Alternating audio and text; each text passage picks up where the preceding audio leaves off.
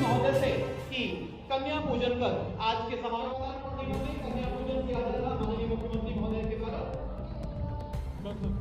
जगत जननी की स्वरूपा है आज की बेटियां, विदर्भों के सुफल से आज की बेटियां। आप जोरदार करतब ध्वनि के साथ इन बेटियों के सम्मान के तालियां बजाएं। माननीय मुख्यमंत्री महोदय के द्वारा कन्या पूजन किया जा रहा है। यत्र नारेस्तु पूज्यन्ते रमन्ते तदेवता। माननीय मुख्यमंत्री महोदय, माननीय उप मुख्यमंत्री महोदय द्वारा कन्या पूजन मैं निवेदन करूंगा माननीय मुख्यमंत्री महोदय साथ के सभी सम्मानीय अतिथियों से कि दीप प्रज्वलन करें। शुभम करोति कल्याणम आरोग्यम धन संपदा शस्त्र बुद्धि विनाशाय दीप ज्योति नमस्तुते। आइए दल में शामिल हो। मंत्री आदरणीय राजेंद्र शुक्ला जी, आदरणीय गणेश सिंह जी, सांसद रीवा, सभी विधायक। हम आभार व्यक्त करी थे अपने केंद्रीय नेतृत्व के जौन हमेशा रीवा के लिए ध्यान दी मुका आदरणीय प्रधान। ये महाकाल की धरती से आते हैं, जैसे हम लोग बाबा महामृत्युंजय की धरती के हैं। माननीय मुख्यमंत्री महोदय से और एक जोरदार तालियां पुनः बजाएं, अभिनंदन करें माननीय मुख्यमंत्री महोदय का इन विकास कार्यों के लोकार्पण के लिए। धन्यवाद माननीय मुख्यमंत्री महोदय। आप एक बार जोरदार तालियां बजाएं, करतल ध्वनि से माननीय मुख्यमंत्री महोदय का अभिनंदन करें। विंध्य की इस धरती पर आपका हमारा अपना सबका सौभाग्य, और मैं समझ सकता हूं कि रीवा का तो ज्यादा ही सौभाग्य है। मां रेवा के नाम पर ये रेवा का हमारे महाराज बैठे हैं।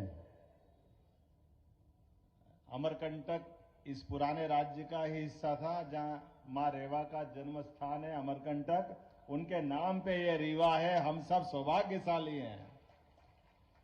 और रीवा अंचल में ही भगवान राम ने अगर 11.5 साल अपना वनवास काल का व्यतीत करने का निर्णय किया तो वो चित्रकूट भी आप ही का हिस्सा है। तो इसलिए जोरदार तालियां बजा करके मेरे साथ 2 हाथ खड़े ऊपर करके बोलिए जय जय श्री राम, जय जय श्री राम। हम सबका सौभाग्य है आज का ये जो अद्वितीय पल है, और इस पल के लिए तो वर्तमान के दौर में खास करके 500 साल बाद यशस्वी प्रधानमंत्री के नेतृत्व में कानून और व्यवस्था के आधार पर जिस प्रकार से सुप्रीम कोर्ट के निर्णय का पालन हुआ है, मैं माननीय उप मुख्यमंत्री राजेंद्र जी शुक्ला, जोरदार तालियां बजाओ राजेंद्र जी के लिए। माननीय सांसद जनार्दन मिश्रा जी, जोरदार तालियां जनार्दन जी के लिए। भाजपा के जिला अध्यक्ष मेरे मित्र डॉक्टर अजय सिंह जी के लिए भी जोरदार तालियां बजाएं। हमारे विधायक गुड़ बहुत वरिष्ठ नेता नागेंद्र सिंह जी के लिए जोरदार तालियां बजाएं।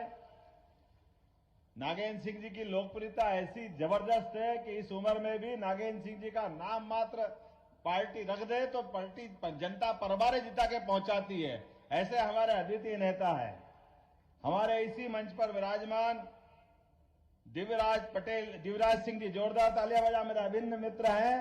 आपके अपने यहां इसी रीवा साम्राज्य के महाराज रहे।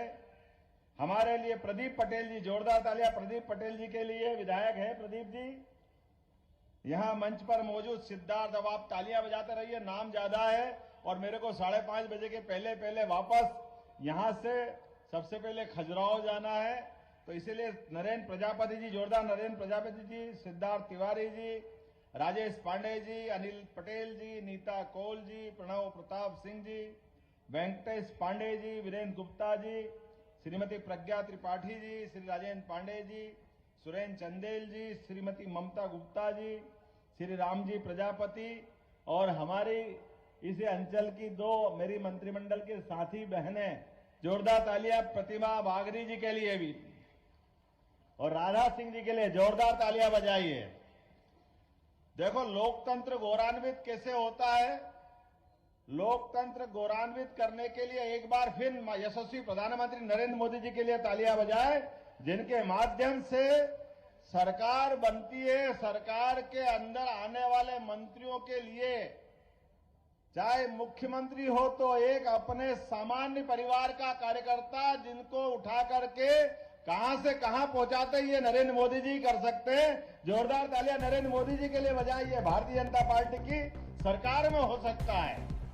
और अपना रीवा तो आप तो चारों उंगली घी में और सिर कढ़ाई में, मेरे साथ तो डबल है। आपका उप मुख्यमंत्री भी अपने रीवा के और आपके दामाद भी रीवा के, कितना ज्यादा आनंद आया इस बात के लिए।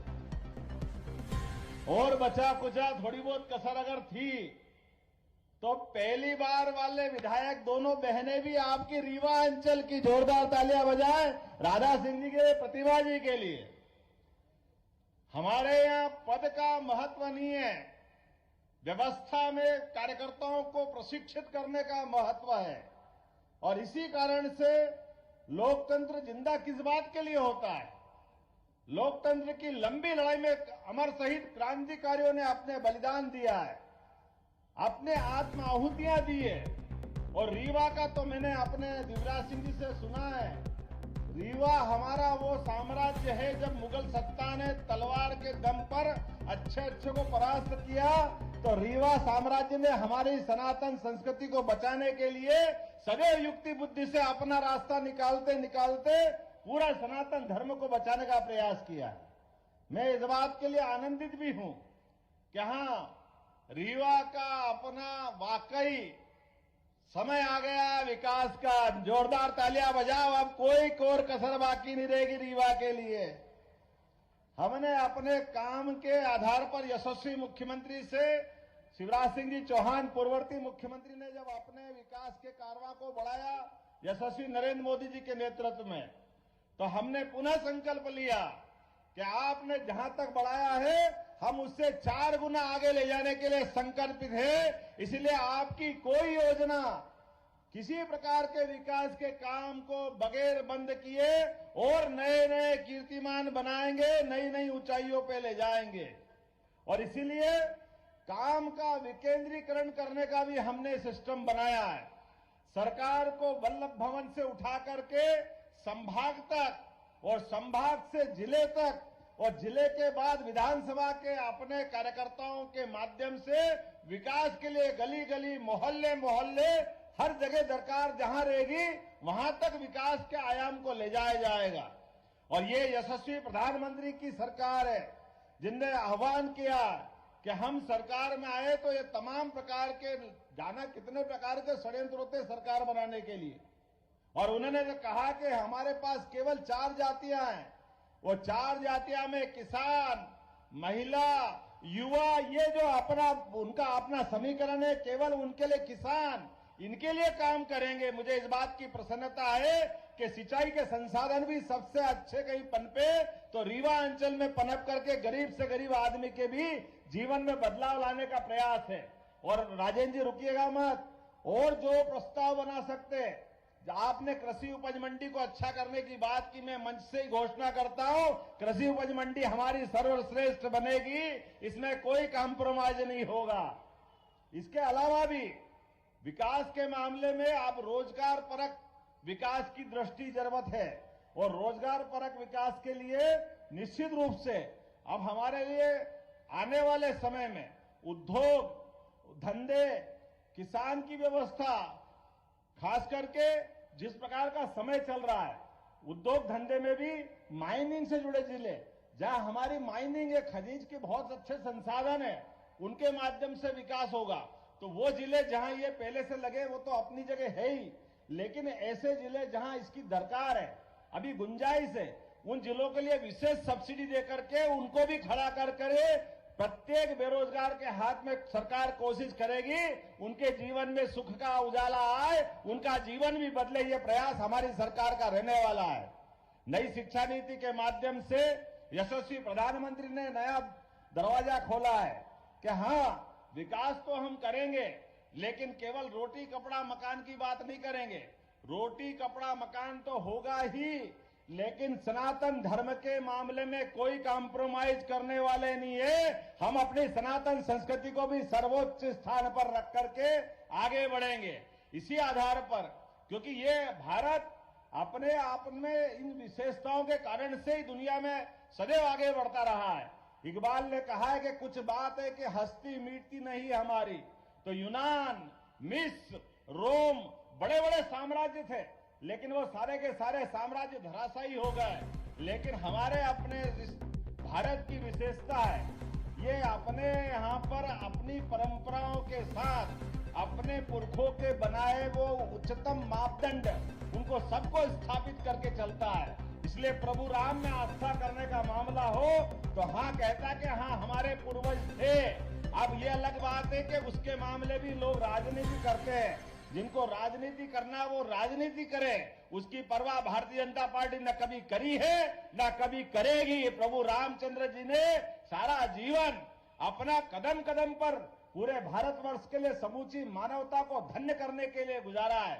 आज भी बच्चा बच्चा सबका सपना होता है कि राम राज्य होना चाहिए।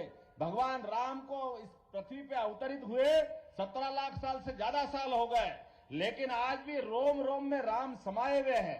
और एक तरफ हम जब राम की बात करते तो हमको मालूम है आज भी बड़े दुर्भाग्य के साथ कहना पड़ रहा है। अरे भाई, सुप्रीम कोर्ट ने निश्चित कर दिया है, सुप्रीम कोर्ट से तो बड़ी कोई कोर्ट हो नहीं सकती है। सुप्रीम कोर्ट ने निश्चित किया कि हाँ अयोध्या में भगवान राम का मंदिर बनना चाहिए, वो मार्ग प्रशस्त होना चाहिए। मुझे इस बात की प्रसन्नता के मुस्लिम बंधुओं ने भी, जो पिटिशनर थे, उनने भी कहा कि हाँ हमको भी सहमति है, हम ये भगवान राम का मंदिर अयोध्या में बनना चाहिए। लेकिन अभी भी कांग्रेस के कुछ नेताओं का पेट दुख रहा है, अभी भी वो मानने को तैयार नहीं कि वहां मंदिर बनना चाहिए। कोई इनको छोड़ने वाला है क्या? आप बताइए, ऐसे लोगों को कोई माफ करने वाला है क्या जो प्रभु राम के मामले में अड़ंगा लगाए? जीते जी पहले कह रहे थे प्रभु राम की बात करते हो, मंदिर वहीं बनाएंगे, तारीख नहीं बताएंगे। अब जब तारीख भी बता दी, मंदिर भी तैयार है, 22 जनवरी को हमारा अपना प्रभु राम के गर्भगृह में प्रवेश का भी मामला है, तो अब कह रहे हैं दूसरा मुद्दा खड़ा कर दिया। अरे भाई, वो मूर्ति कहाँ है? अरे भैया, तुम्हारा तो भरोसा ही नहीं था राम में, तो भगवान को कहाँ ढूंढ रहे हो? भगवान तो हमारे और आपके दिल में, जो प्रभु को राम को माने वो राम के। आपने तो केवल राजनीति की है। ऐसे राजनीति करने वालों को मैं निश्चित कह सकता हूं कि आज जिस प्रकार से जन आभार यात्रा के माध्यम से वैसे तो प्रदेश भर में माहौल बना है, लेकिन रीवा ने सबसे ऊंचा छक्का लगाया है, सबसे ऊंचा अपना आज का परचम लहराया है। मैंने इतने खराब माहौल में भी, जब बारिश, कोहरा, शीत, तमाम प्रकार के अवरोध, परमात्मा अपनी परीक्षा ले रहा है, लेकिन रीवा के लोगों ने और पूरे रीवांचल के लोगों ने जो स्वागत किया है, तो मैंने भी संकल्प किया है, परमात्मा की दया से अगर सरकार के मुखिया का जवाबदारी दी है तो राजेंद्र जी और हम सब मिलकर के कोई कोर कसर नहीं बाकी छोड़ेंगे। प्रत्येक क्षेत्र में अपन आगे बढ़ेंगे, क्योंकि हमारी जवाबदारी है। अगर हम अपनी इतने प्रचंड बहुमत के बाद अगर हम सरकार को आगे नहीं ले जाएंगे तो कौन ले जाएगा?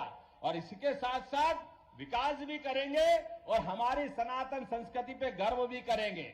मुझे इस बात की जानकारी है कि यहाँ पाणिनि संस्कृत विश्वविद्यालय का एक केंद्र बनने वाला है। 20 करोड़ की लागत से उसका हमने सेंटर का विकास करने की बात कही है। अगर 100 करोड़ भी लगेंगे राजेंद्र जी, तो निश्चित रूप से उसमें भी कोई कोर कसर नहीं बाकी रहेगी। जिस जिस क्षेत्र में भी पैसा लगेगा, जो विकास का काम की आवश्यकता होगी, वो सारे के सारे काम होंगे। और आज हमने संयोग से, मैंने कहा था कि यहां पर मैं जहां जा रहा हूं केवल आभार रैली नहीं कर रहा हूं, केवल भाषण नहीं दे रहा हूं। हमारे सभी माननीय विधायक, सांसद, मंत्री, इनके संभागों के साथ लॉ एंड ऑर्डर की बैठक। आप बताइए, वर्षों वर्षों से थाने बने हुए थे, लेकिन थानों की सीमाओं को लेकर जनता की कठिनाइयों के लिए अभी बहुत इस बात में गुंजाइश थी। हमने निर्णय किया कि थानों की सीमा बदली जाएगी और जहां जहां नजदीक से नजदीक लाइन ऑर्डर के लिए व्यक्ति पहुंच सकता है, 31 जनवरी के पहले पहले उसको दुरुस्त किया जाएगा। हमारे कार्यकर्ताओं का तो ठीक है, आम जनता का भी मान सम्मान के मामले में कोई भी प्रशासन का अधिकारी बदतमीजी करेगा, हमारी सरकार बर्दाश्त नहीं करेगी किसी कीमत पर। वो कितना भी बड़ा अधिकारी क्यों न हो, सरकार का मतलब जनता की सरकार है। गरीबों की सरकार है, जनता के बीच से चुन के आते हैं, तो जनता का सम्मान करना हमारा भी दायित्व है और अधिकारियों का भी दायित्व है। इस मामले में कोई कॉम्प्रोमाइज नहीं किया जाएगा। जो शासन के निर्णय हैं, हम शासन के सभी निर्देशों का यथायोग्य पालन कराने के लिए कटिबद्ध है। इसलिए शासन ने जो जो निर्णय किए उन सारे निर्णयों का पालन कराने के लिए हमारी सारी संभागीय बैठकें तय हो गई है। उन बैठकों के अंदर एक एक एसीएस तय किए हैं। हमने कोशिश की है वो सारे काम करें। आज थोड़ा समय कम पड़ गया राजेंद्र जी, तो आने वाली 16 तारीख को एक बार फिर रीवा अंचल में आएंगे, दोबारा बैठक करेंगे और विकास का एजेंडा बना लेना। तब तक वो सारे काम भी मंजूर करेंगे। आज लगभग 350 करोड़ के काम का तो यही से लोकार्पण भूमि पूजन हमने किया। जोरदार तालियां बजाओ पूरे के पूरे काम को लेकर के।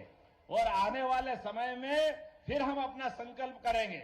और मैं आप सबके माध्यम से आश्वस्त होना चाहूंगा, आप यशस्वी प्रधानमंत्री की 3 बार अगर तीसरी बार सरकार बनाने के लिए तैयार है तो दोनों ताली बजा करके अपने हाथ पे खड़े होइए, अपनी जगह पे खड़े हो जाइए और दोनों मुट्ठी बांध करके संकल्प करिए कि हाँ, हम सब संकल्प करते हैं कि नरेंद्र मोदी जी के नेतृत्व में आने वाले समय में भारत की नई तस्वीर बनाने के लिए, भारत को नंबर 1 का देश बनाने के लिए निश्चित रूप से हम सरकार बनाने के लिए संकल्प